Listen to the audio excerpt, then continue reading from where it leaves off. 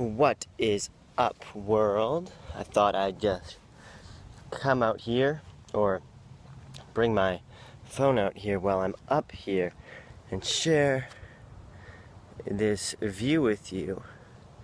Now, it's been a bit of time since I've been up here relative to how much I used to come up here, about like 3 or 4 times a week some weeks, and it's been about a month since I've been up at what is called this Scenic Vista. And so, speaking of other things that are new, I just got these sandals, and it's my first time really walking on them in trail-like terrain. Now they're very thin. They're minimalist sandals. They're supposed to be essentially as close to walking bare feet as you can without actually walking bare feet. And I have to say, I'm really digging them.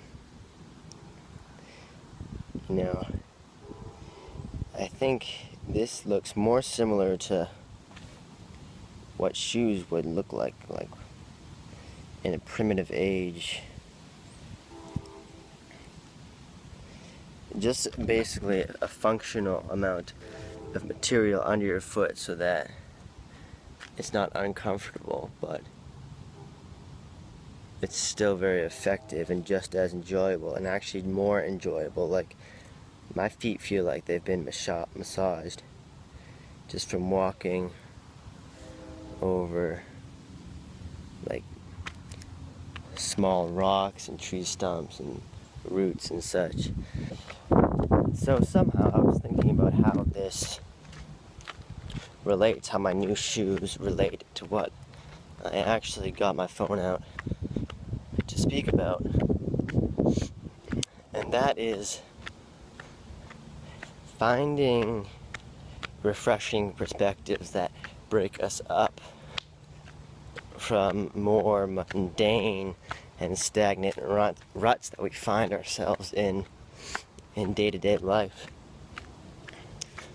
Now, this relates to how drug addiction occurs and why it becomes problematic. Now, speaking about this to a friend a couple of weeks back, and I was speaking about in the same way that, you know, your more mild addictive substances, from sugar to cannabis to caffeine to the more extreme ones like heroin, alcohol, tobacco, and such. The reason they become problematic is because they trap us in a stagnant world that is the same and doesn't move. Any one of these substances, with maybe the exception of marijuana, because there are so many strands, you can get so many different effects, they induce this same mind state so that we feel like we're stuck. And in the same way that those drugs can become problematic, so too a mundane headspace can become problematic. It can be known as like flatland, or just like your average depression, in which you're stuck in the same routine and you lack a freshness to life because you're seeing the same things every day, and you're just not very stimulated because, you know, nothing's new to you. And so we owe it to ourselves to try and open up our perspective, to see things through new eyes, or walk in new shoes whenever we find ourselves in a place like that. You know, sometimes we just gotta climb a mountain or a hill. That's not really a mountain.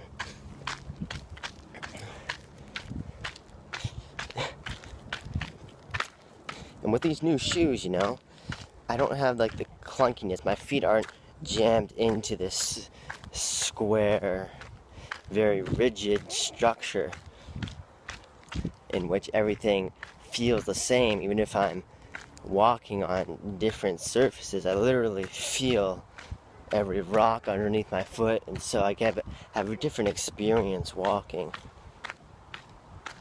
at any section of this path. And so, especially because I feel everything more, it's forced me to walk with a certain lightness. Not only because if I walk too hard, will the rocks hurt my feet, but like I gotta take more of my step in my knee and my legs and my hips and my arms too, without even realizing it, just because of the structure of a typical shoe. We kind of force all that through our feet and our ankles. And I'm no expert on why people get arthritis in their feet and shit like that, or why these minimalist sandals are like a sort of niche within the exercise world.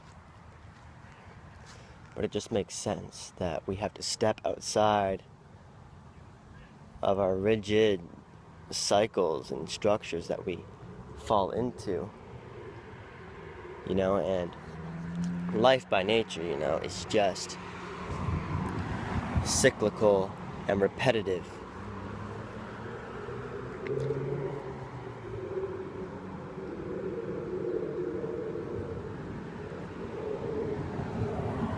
But we gotta learn how to be healthy with those cycles and when to break into a new one, so that the calling of the main cycle, which maybe we call our dharma or whatever, the main thing that our life is about, can be experienced with a new